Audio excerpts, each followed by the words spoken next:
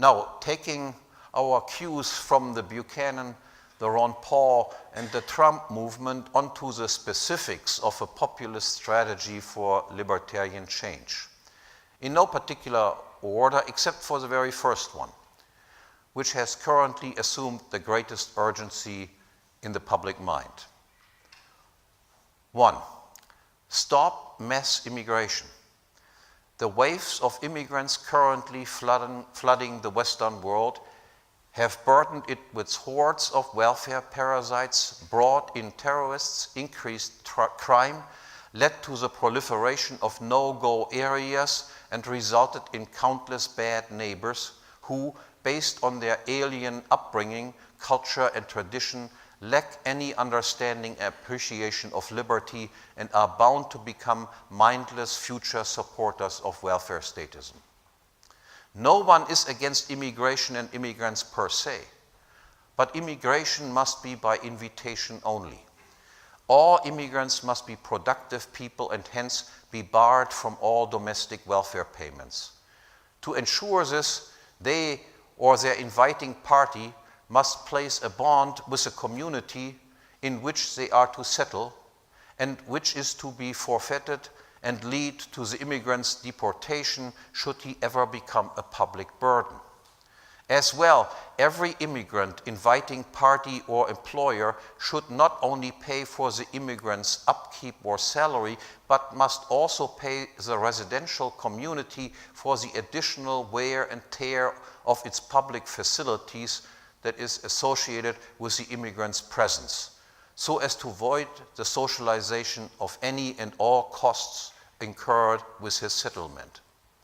Moreover, even before the admission, every potential immigrant invitee must be carefully screened and tested not only for his productivity, but also for cultural affinity or good labor needness, with the empirically predictable result of mostly, but by no means exclusively, Western white immigrant candidates.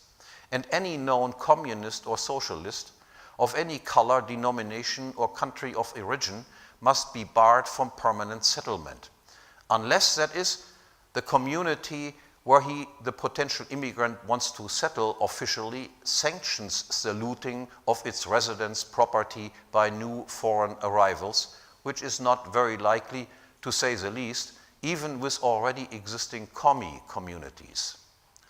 Now, a brief message to all open border and liberalala libertarians, who will surely label this, you guessed it, as fascist. Now, in a fully privatized libertarian social order, there exists no such thing as a right to free immigration. Private property implies borders and the owner's right to exclude at will. And public property has borders as well. It is not unowned property. It is a property of domestic taxpayers and most definitely not the property of foreigners. And while it is true that the state is a criminal organization and that to entrust it with a task of border control will inevitably result in numerous injustices to both domestic residents and foreigners, it is also true that the state does something when it decides not to do anything about border control. And that under the present circumstances, if the state would not do anything about border control, that this will lead to even more and much graver injustices, in particular to the domestic citizenry, than any other policy. 2, stop attacking, killing, and bombing people in foreign countries. A main cause, even if by no means the only one, of the current invasion of Western countries by hordes of alien immigrants are the wars initiated and conducted in the Middle East and elsewhere by the United States, ruling elites and their subordinate Western puppet elites. As well, the by now seemingly normal and ubiquitous terrorist attacks in the name of Islam across the Western world are in large measure a blowback of these wars and the ensuing chaos throughout the Middle East and Northern Africa. There should be no hesitation on our part to call these Western rulers responsible for this for what they really are, murderers or accessories to mass murder.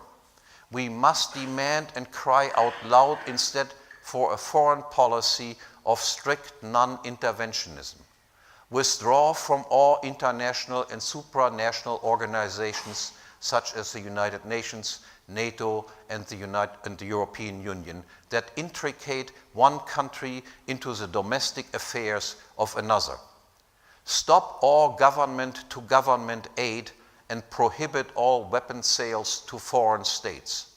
Let it be America first, England first, Germany first, Italy first, Turkey first, and smaller Bavaria first, and Veneto first, and so forth. Each country trading with one another and no one interfering in anyone else's domestic affairs. 3, defund the ruling elites and its intellectual bodyguards. Expose and widely publicize the lavish salaries, perks, pensions, side deals, bribes, and hush monies received by the ruling elites, by the higher-ups in government and governmental bureaucracies, of Supreme Courts, central banks, secret services, and spy agencies, by politicians, parliamentarians, party leaders, political advisors, and consultants, by crony capitalists, public educrats, university presidents, provosts, and academic stars. Drive home the point that all of their shining glory and luxury is funded by money extorted from taxpayers, and consequently urge that any and all taxes be slashed: income taxes, property taxes, sales taxes, inheritance taxes, and on and on. 4, end the Fed and all central banks. The second source of funding for the ruling elites, besides the money extorted from the public in the form of taxes, comes from the central banks. Central banks are allowed to create paper money out of thin air. This reduces the purchasing power of money and destroys the savings of average people. It does not and cannot make society as a whole richer, but it redistributes income and wealth within society. The earliest receiver of the newly created money, that is usually the ruling elites, are thereby made richer, and the later and latest receiver, that is the average citizen, are made poorer. The central bank's manipulation of interest rates is the cause of boom-bust cycles. The central bank permits the accumulation of ever greater public debt that is shifted as a burden onto unknown future taxpayers or is simply inflated away. And as a facilitator of public debt, the central banks are also the facilitators of wars. This monstrosity must end and be replaced by a system of free, competitive banking built on the foundation of a genuine commodity money such as gold and silver. 5, abolish all affirmative action and non-discrimination laws and regulations. All such edicts are blatant violations of the principle of the equality before the law that, at least in the West, is intuitively sensed and recognized and as a fundamental principle of justice. As private property owners, people must be free to associate or disassociate with others, to include or to exclude, to integrate or to segregate, to join or to separate, to unify and incorporate or to disunite, exit, and secede. Close all university departments for Black, Latino, women, gender, queer studies, and so forth as incompatible with science, and dismiss its faculties as intellectual impostors or scoundrels. As well, demand that all affirmative action commissars, diversity and human resource officers from universities on down to schools and kindergartens be thrown out onto the street and be forced to learn some useful trade.